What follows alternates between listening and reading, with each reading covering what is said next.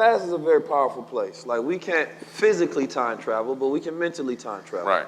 Right? Message! And in that mental time traveling, we can literally go back into our thoughts, right? And we can change the perception on events. And we can change the reality of those events, changing the feeling that we have attached to them. And this is how we start to erase trauma. There are some of the things that you're thinking about right now. You may hate an ex. Anybody ever hated an ex? I know none of y'all have. You know what I'm saying? But let's be honest, the average person feels like they're supposed to. That's a societal norm. Right. It's to dislike and hate your ex. Even though both of y'all was in the same place, y'all both attracted to each other at the same time, which simply means y'all was on that same frequency. Message! Now, the reality of it is, if you go back and you study that relationship and you understand the perception of where they was and where you was, and you pull out the lessons from it, you can no longer hate them because you understand them. Facts. Facts. So then, you're literally time traveling, right? You're going back in time. And this is what I've learned to do within my mind, right? That anytime I go through a sequence of events that I may consider negative or positive, I go back to make sure I have the highest level of perception on it. Message! So that allows me to go in those childhood experiences that I have and make sure that I rearrange the perception on it. I talked about in the last time understanding how to forgive yourself, which is a key so I don't hold on to things that I don't need. But now I learned to go back and forgive myself, not just the person that was in it, for every situation that I've been through, right? Message. And this is a mental training discipline that you can do because most people have mother and daddy problems, right? They have issues growing up in a household.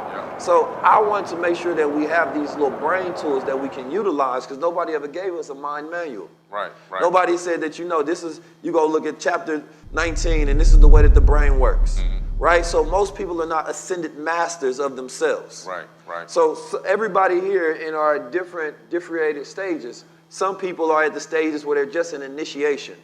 The problem with the world today is we're stuck in the initiation phase. Everybody's getting beginner knowledge, right? And nobody wants to go to higher heights. And when they do that, they say you're going too deep. Right? Oh, no, you're losing the people. Right? These people are stupid. They don't want to hear all that high level. That's what they say. Yeah. That's what they say. But we know people like high level conversations. Yes, we do. Right? One thing that I learned in my whole journey to my knowledge of ascension, which is still ongoing, it's a never-ending process, learning every single day, is that when I was younger, that voice that I used to hear was coming from out there somewhere. And it was something that I had imagined in my mind was this being flying around and, had a magic wand and all this stuff. It was granting wishes to people. That was my own dream. That was my own perception. And as I grew up and as I started to gain knowledge more and more and more and began to realize certain things about life and reality and dimensions and creation. Message! That voice in my head, that God voice, it started morphing. I started realizing when I would do my meditation walks and I would go for these big walks, the voice turned into my own voice. And I realized that God was actually me talking to myself from a higher dimension. Talk to him.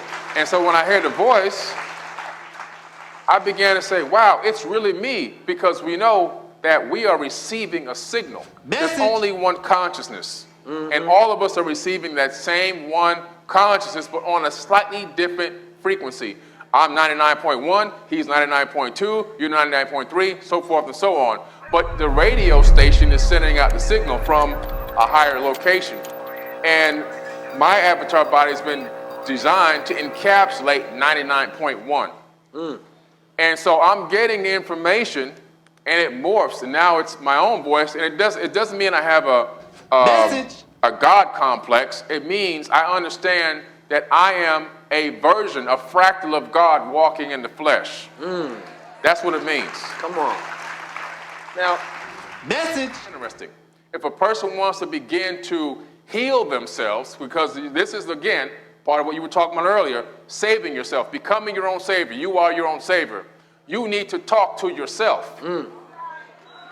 That's how it's done. Come on, talk to him. So you're talking to yourself. Message. So, for example, they found out that by saying positive affirmations pertaining to what you're trying to reverse in your life 3 times a day for 21 days begins the process of rewriting the DNA. That's the beginning process.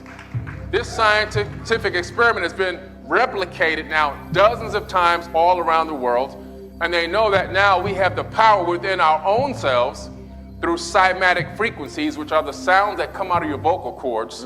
When you speak, you're not really, you think that you're speaking a language. You say, oh, I said this and I said that. What's really happening is you're undulating vibrational waves, and on those vibrational waves there are frequencies.